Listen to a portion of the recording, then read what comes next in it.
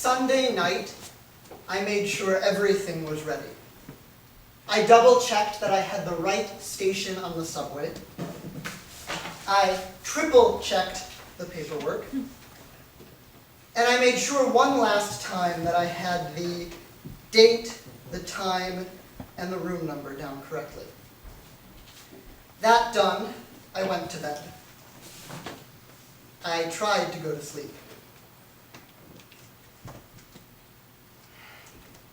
I'm a worrier and an overplanner. I like backups and backups of backups, and ideally backups of those. I'm the type of person who likes to get to the movies early enough to get a really good seat and then laugh at the people who get there right on time and have to sit way up front.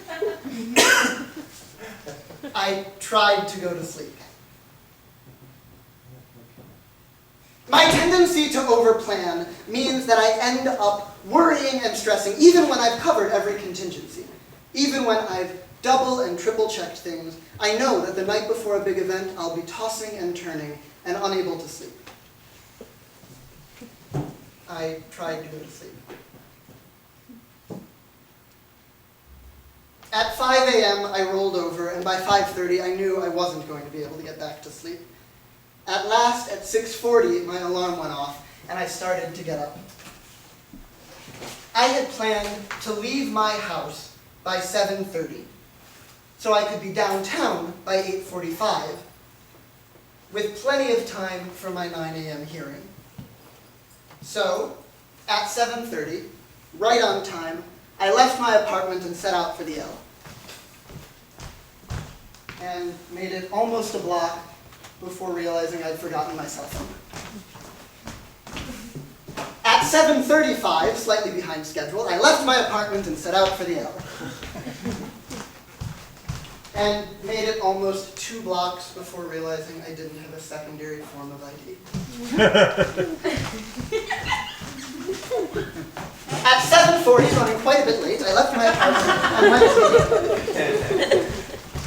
with my over-planning, with waking up almost 2 hours before my alarm went off, even with having to go to my apartment twice, I made it to room 1214 in the Daly Center in time for my 9 a.m. hearing at 8:30.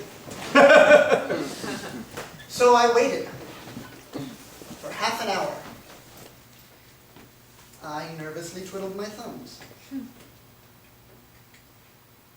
I checked my email on my cell phone.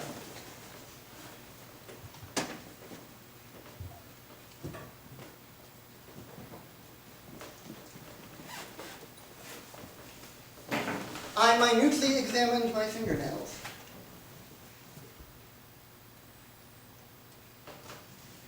I wondered why the clock on the wall wasn't simply hung, but had each individual letter screwed into the surface. The hands protruded out above the jury box, and I imagined walking over and moving the minute hand so that the hearing would start earlier.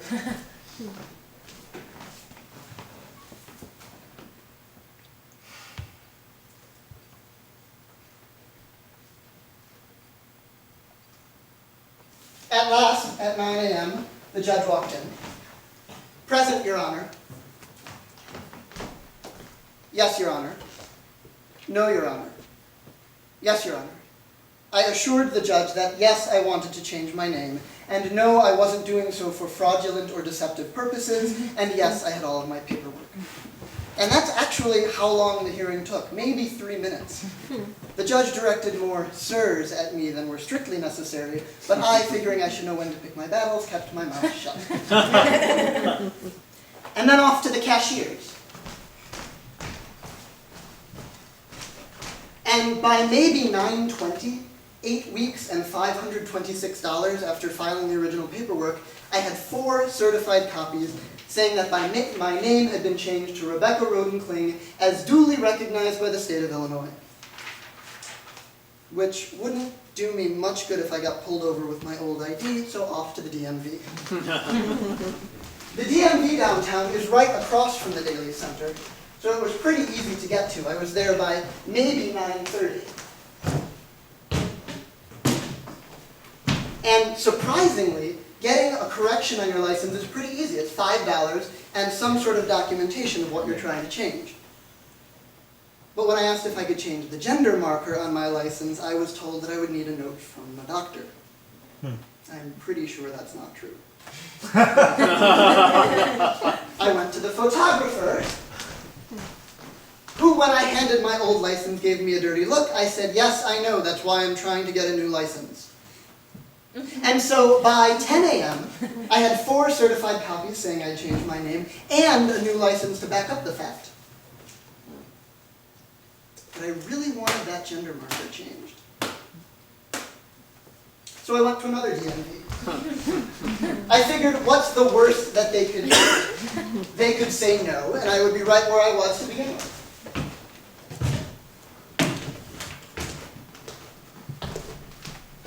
DMVs are all alike.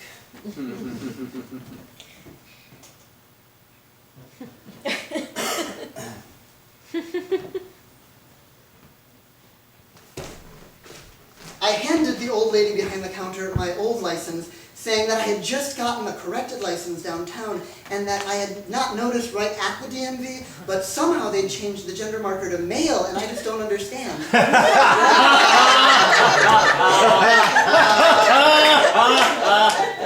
She looked at the license. She looked at me. She looked at the license. And she said, well, let's get that taken care of. I had to work to keep a grin off my face. She started humming and typing away, and I was nervous. I knew something was going wrong. She was going to see that the changes hadn't propagated through the system yet. She was going to see my old license, she was going to see my old photo, she was going to see my old name, she was going to see right through me, she was going to hand me a sheet of paper saying, take that to the cashier and they'll set you up. Wait, really? At this point, I couldn't suppress a grin, and I went over to the cashier and went to get my second license of the day. But this time I was ready for the photograph, and this time I was actually smiling, and I was subsequently handed the most perfect driver's license that ever there was. Which seems like a really small victory, but that's sort of what being a transgender woman is like. Every day can become a battle of bureaucracy, of patience, of keeping my cool. I've had my presence questioned, my appearance, my existence. But I'm winning more battles than I'm losing.